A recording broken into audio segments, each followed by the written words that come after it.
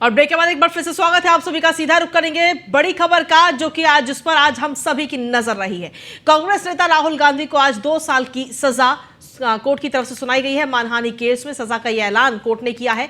दरअसल Modi surname case में 2 साल की सजा का ऐलान कोर्ट की तरफ से किया गया है। सूरत सेशन कोर्ट ने यह सजा सुनाई है। आईपीसी 500 के तहत राहुल गांधी को 2 साल की यह सजा सुनाई गई और मामले में राहुल गांधी को जमानत भी हालांकि सुबह ही मिल चुकी है।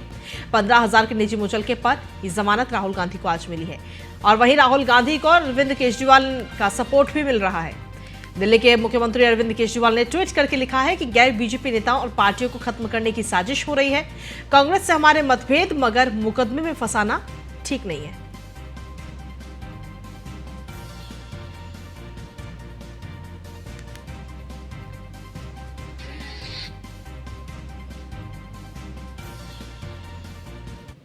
वहीं न्यूज 1 इंडिया ने बीजेपी सांसद संगम लाल गुप्ता से खास बातचीत की। इस दौरान संगम लाल गुप्ता ने कहा कि राहुल गांधी के बयान से मोदी समाज आहत है और उनको माफी मांगनी चाहिए। और क्या कुछ कहा संगम लाल गुप्ता ने, आपको सुनाते हैं।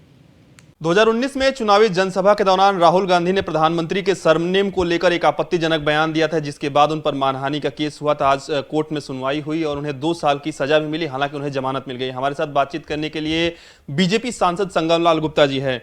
सर, लगातार बयान इस तरीके के देते रहते हैं। अभी हाल ही में विदेश में जो बयान दिए थे उसको लेकर चर्चा में थे, अब कोर्ट में जो सुनवाई हुई उसको लेकर चर्चा में होगा। 2 साल की सजा भी दी गई, कोर्ट ने दिया, और जमानत भी हो गई। देखिए, सबसे पहले तो हम कोर्ट का सम्मान करते हैं, क्योंकि कोर्ट सत्य पर चलती है। और जिस तरीके से विश्व के सबसे लोकप्रिय नेता माननीय नरेंद्र मोदी जी, आज हमारा पूरा समाज, तेली साहू मोदी समाज पूरी तरीके से आज खुश हुआ है और राहुल गांधी की निंदा भी कर रहा है। जिस तरीके से जाति को लेके माननीय मोदी जी के ऊपर आए दिन वो गालियां देते रहते हैं, उससे पूरा समाज को आघात पहुंची थी। और आज कोर्ट ने उनको 2 साल की सजा दी है और राहुल गांधी को देश के तेली और मोदी समाज से माफ़ी मांगनी चाहिए, क्योंकि कोर्ट ने जो न्याय किया है और जिस तरीके से समाज हमारा आक्रोशित था, क्योंकि हम समाज के राष्ट्रीय कार्यकारी अध्यक्ष हैं तेली साहू मोदी समाज के, तो मैं राहुल गांधी से कहूँगा कि आए दिन देश को भी कहीं ना कहीं अपमानित करते हैं। उन्होंने लंदन में जाके बोला कि हमें बोलने नहीं दिया जाता है, देश में हमारे हिटलर शाही सरकार है और पूरे विश्व के लोकप्रिय नेता हैं माननीय मोदी जी, और समाज उन पे गर्व करता है। और आज कोर्ट ने जिस तरीके से उनको 2 साल की सजा दी है, राहुल गांधी को हमारे तेली साहू मोदी समाज से उनको माफ़ी मांगनी चाहिए। प्रियंका गांधी उनकी बहन है, कह रही हैं मेरा भाई ना डरा था ना डरेगा। देखिए, ना डरा था ना डरेगा,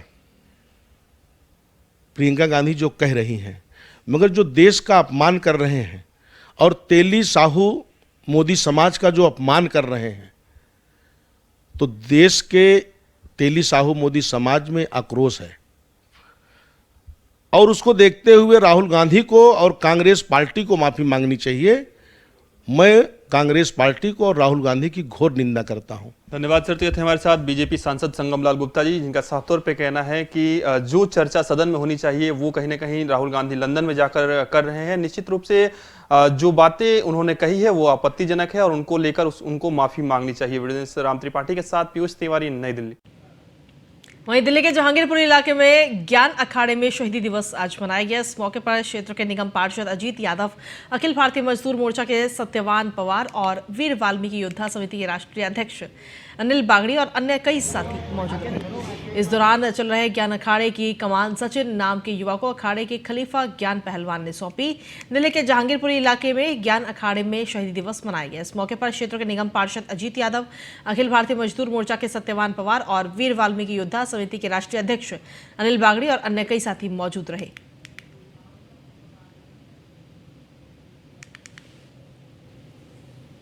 शहीदी दिवस और आज हम मौजूद हैं जहांगीरपुरी। जो नशे और अपराध के लिए प्रचलित होता था। पर आपको मैं बता दूं, आज मैं जहां मौजूद हूं वो एक विरासत के रूप में है जिसका नाम है ज्ञान अखाड़ा, जो 1987 से युवाओं को नशे अपराध से बचाता हुआ उन्हें व्यायाम कराते हुए ऊंचाइयों पर ले जाने का काम करता है। और आज मेरे साथ मौजूद हैं दो युवा जिन्हें नई एक बागडोर संभाली गई है, जिन्हें एक तरफ सचिन, जिन्हें इस ज्ञान अखाड़े की कार्यभार और सारी जिम्मेवारी दी गई है, वहीं दूसरी ओर वीर वाल्मीकि योद्धा के राष्ट्रीय अध्यक्ष चुने गए हैं बागड़ी जी। क्या आस है और किस तरीके से समाज ने आप पर किस तरीके से दारोमदार रखा है, किस तरीके से उनकी आस पूरी करेंगे? पहले तो मैं आपके चैनल का बहुत बहुत धन्यवाद करता हूं और अभिनंदन करता हूं कि आज आप यहां पर पहुंचकर हमारा मान सम्मान बढ़ा रहे हैं और इस समाज की जो भी बात है उसे आप जनता के सामने रख रहे हैं।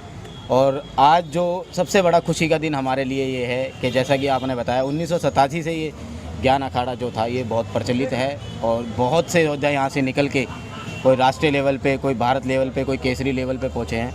उसी में उस कड़ी में जुड़ते हुए आज हमारे ज्ञान पहलवान जी के द्वारा हमारे सचिन सोदा जी को इसका राष्ट्रीय अध्यक्ष बनाया गया है और ये अखाड़े की भागदौड़ आज इनके हाथ में दी है। चलिए सचिन सोदा जी से बात करें। सचिन जी, युवाओं के नाते अब कार्यभार आपके कंधों पर है, किस तरीके से नशा एक बहुत बड़ी चुनौती बन जाता है, व्यायाम कराते हुए उस नशे से कैसे बचाएंगे? भाई देखो, मैं तो एक ही बात कहूँगा, ये जो खाड़ा ये हमारे ताऊ जी ने चलाया भाई, ये 87 में चल रहा है, बहुत टाइम हो गया चलते जो बात है। अब इन्होंने भागदौड़ कुछ भी समझ के जैसे भाइयों की उससे मेरे हाथ में जो दी है, मैं तो एक ही बात कहूँगा, जैसे हमारे समाज के जो भी मेरे भाई हैं सारे के सारे, उन सबका यहाँ पे अभिनंदन है मेरे भाई। युवाओं को एक क्या संदेश देना चाहेंगे? युवाओं को मैं एक ही संदेश देना चाहूँगा भाई, नशे पत्ते दूर हो जाओ और ये खाड़ा तुम्हारे लिए 24 घंटे खुला है भाई। बहुत बढ़िया क्यों जी बागड़ी साहब, बहुत बढ़िया। ये 24 घंटे आपके लिए खाड़ा खुला है भाई, कोई ऐसी बात नहीं है, कोई जात बिरादरी, कोई समाज की कोई बात नहीं है, जैसे भी आओ करो, कोई ऐसी दिक्कत वाली बात नहीं है। आपका अपना खाड़ा ज्ञान पहलवान जी का, ठीक है मेरे भाई, मैं यही कहना चाहूँगा। ये दो युवा जिन्होंने वाल्मीकि समाज के साथ साथ बाकी अन्य बिरादरियों को भी न्योता दिया कि 24 घंटे ये व्यायामशाला जहांगीरपुरी के लोगों के लिए खुली हुई है। बस एक ही कारण है कि नशे पत्ते से दूर रहें, अपने माता पिता का, अपने गुरुजनों का और जहांगीरपुरी का नाम रोशन करें। किरणपाल, हमारे जो है ज्ञान पहलवान जी बहुत पुराने हमारे साथी हैं, बहुत टाइम से जुड़े हुए हैं और बड़े इन्होंने यहाँ जहांगीरपुरी को अच्छे अच्छे पहलवान दिए हैं, इन्होंने अच्छे अच्छे खिलाड़ी दिए हैं। सत्यवान भी भाई भी हैं यहाँ, राजपाल भाई भी हैं।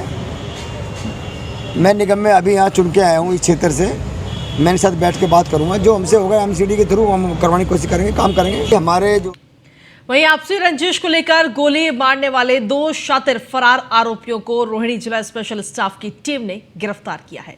रोहिणी जिले के डीसीपी गुर इकबाल सिंह सिद्धू के मुताबिक पकड़े गए दोनों आरोपियों की पहचान सुल्तानपुर निवासी इस्माइल उर्फ रेहान और पुसी उर्फ अरुण के रूप में हुई। आरोपियों के कब्जे से एक देसी पिस्तौल और 2 जिंदा कारतूस भी बरामद हुई। रोहिणी स्पेशल स्टाफ के एसआई जगदीश की टीम को दोनों आरोपियों के विजय विहार में आने की सूचना मिली थी, जिसके बाद एसीपी ऑपरेशन सेल के नेतृत्व में इंस्पेक्टर पवन कुमार की देखरेख में एसआई जगदीश, एचसी राजेश और नवीन की टीम गठित कर आरोपियों को जाल बिछा करके गिरफ्तार किया गया।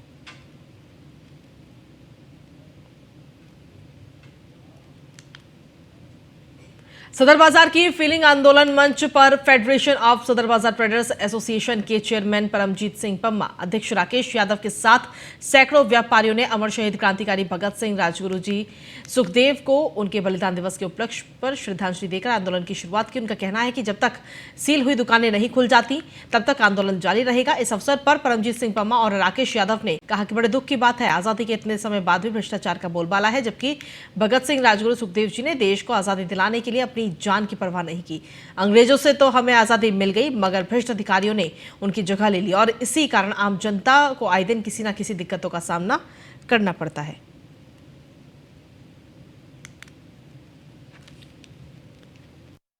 तीन महीने से 12 जनवरी से ये कॉन्टिन्यूस धरना चल रहा है। 1931 में आज के दिन राजगुरु सुखदेव जी और भगत सिंह जी को अंग्रेजों की काली सरकार ने इस भारत माता के तीनों लालों को फांसी पे चढ़ा दिया, जबकि इन्होंने अपनी देश की जनता को जागृत करने के लिए अंग्रेजों भगाओ देश आज़ाद करने के लिए उठाया था। अगर ये चाहते तो पार्लियामेंट उड़ा सकते थे, लेकिन इन्होंने अपनी आत्मा को जागृत करते हुए किसी को नुकसान नहीं पहुंचाया और सिर्फ अपने देश की मांग को किया। आज हमने शपथ ली यहाँ पर कि हमारा व्यापारी अपने बुजुर्गों की पगड़ी बचाने के लिए, अपनी रोजी रोटी बचाने के लिए अंतिम सांस तक लड़ाई लड़ेगा और हमारी लोकतांत्रिक सरकार को जगाने का प्रयास करेगा कि आप हमारी बात सुनें। और मैं आपके चैनल को बताता हूं कि हमारे डीडीए के चेयरमैन एलजी साहब हैं, वाइस चेयरमैन पांडा जी हैं, ज्ञानेश भारती जी हमारे कमिश्नर हैं और additional commissioner Naresh Kumar ji chief secretary साहब ने सबने आपके चैनल के माध्यम से हमारे दर्द को पूरी तरह समझा और एक ड्राफ्ट बनाकर भेजा एलजी साहब को कि ये ड्राफ्ट आप एक्सेप्ट कर लीजिए, जिसमें 90 दिन के लिए सभी दिल्ली की दुकान उनको श्रद्धांजलि देने के लिए भगत सिंह, राजगुरु, सुखदेव को यहाँ पर एक उनके चरणों में अर्पित करने के लिए जो आज सभा रखी गई वो ये थी कि जिस प्रकार हमारे जो जिन्होंने देश के लिए कुर्बानी दी है उनको याद करके आज जो हमारा यहाँ पर आंदोलन लगभग 2.5 महीने से चल रहा है, जो सीलिंग के ऊपर हमने आज शपथ ली है कि जब तक हमारा सीलिंग दुकानें नहीं खुल जाती तब तक हम इसी प्रकार आंदोलन करते रहेंगे और सरकार को जगाते रहेंगे, क्योंकि सरकार जो है वो कोई भी सुनने को तैयार नहीं है। व्यापारी दिन प्रतिदिन किसी ना किसी अफसर से, अधिकारी से और के नेताओं से हर जगह मिल रहा है, मगर हमारी कोई भी सुनने को तैयार नहीं है। इसको लेकर आज जो हमारी यहाँ पर हिंदू नववर्ष को लेकर लोगों को जागरूक करने के लिए दिल्ली के द्वारका इलाके में 26 मार्च को शोभा यात्रा का आयोजन किया जा रहा है, जिसमें सेवा भारती के साथ साथ 18 संस्थान और हजारों लोग शामिल होंगे, जिसे लेकर प्रेस कॉन्फ्रेंस का आज आयोजन द्वारका सेक्टर 17 में किया गया। सेवा भारती के पश्चिमी दिल्ली अध्यक्ष धर्मदेव चौधरी, वरिष्ठ समाज सेवी संध्या सिंह, मनोज अग्रवाल, रविकांत शर्मा और रोबिन शर्मा ने प्रेस कॉन्फ्रेंस को आज संबोधित किया।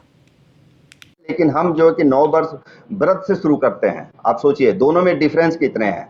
हमारा 9 वर्ष शुरू होता है व्रत से और दूसरा जो 9 वर्ष शुरू होता है कि दारू, मदिरा और खान पान से शुरू होता है। ये दोनों में फ़र्क है। आज हमारी संस्कृति इतनी सुदृढ़ है कि आज पूरा देश हमारा, विश्व हमारा लोहा मान रहा है। कैसे मान रहा है? आप देखिए, जब कोरोना काल आया उस समय भी क्या स्थिति थी। हम हमेशा हाथ जोड़कर प्रणाम करते थे, लेकिन जो पाश्चात्य सभ्यता वो क्या करती है, हाथ मिला करके बात करती है। लेकिन आज लोगों को समझ में आया कि हाथ मिलाने का क्या नुकसान। लोग सभी जानते हैं कि जो न्यू ईयर है वो अंग्रेज़ों का है और हमारा जो हिंदू नववर्ष है वो यही वाला है जो हम व्रत से और पूजा पाठ करके स्टार्ट करते हैं। हमारी हिंदू संस्कृति यही कहती है कि हम मैसेज भी ये लोगों को यही देना चाहते हैं कि हमारा नववर्ष यही है। इकट्ठे हैं और हम सब मिल के प्रेम भाव से, प्यार से और मिलजुल के अपना भाई बहन के रूप में इस यात्रा को निकाल रहे हैं। तो हम इस बार बग्गी, अनेक झांकियाँ और तरह तरह की शोभा यात्रा में चीज़ें सम्मिलित कर रहे हैं, जिससे कि लोग अपनी संस्कृति को जान सकें। भारतीय नववर्ष की शोभा यात्रा सेवा भारती के माध्यम से व अन्य जो NGOs हैं उनके माध्यम से द्वारका में निकाली जाएंगी और इसमें जो ऑल द्वारका रेसिडेंट फेडरेशन है उसकी बड़ी एक अग्रणी भूमिका होनी है। हम लोग सभी RWS को और MWS को संपर्क कर रहे हैं और उनसे अनुरोध कर रहे हैं कि जहां से भी शोभा यात्रा निकलेगी, जो रूट तय किया गया है आयोजकों के द्वारा, वहां पे रेसिडेंट्स अपनी सोसाइटियों के बाहर आए और पुष्प वर्षा के साथ में व अन्य चीज़ों के साथ में शोभा यात्रा का स्वागत करें। इसका बहुत बड़ा प्रभाव पड़ेगा और ये प्रभाव सिर्फ देश में ही नहीं पड़ेगा, विदेश तक। मैं मानता हूं कि आज हम G20 के माध्यम से हम इस सदी में एक उस दिशा में जा रहे हैं जहां हमारा हिंदुत्व जो है वर्चस्व पूरे भारतवर्ष में नहीं पूरे संसार में लहराएगा। लेकिन हम पुलिस थाना पहाड़गंज की टीम ने अपने अथक प्रयास से कुछ ही घंटों में रेप के दोषी की अंधा हत्या के मामला सुलझा लिया। जघन्य मामलों में पहले ही संलिप्तता रखने वाले 2 अभियुक्तों को गिरफ्तार किया गया। 2 आरोपी व्यक्तियों की गिरफ्तारी इस मामले में की गई है।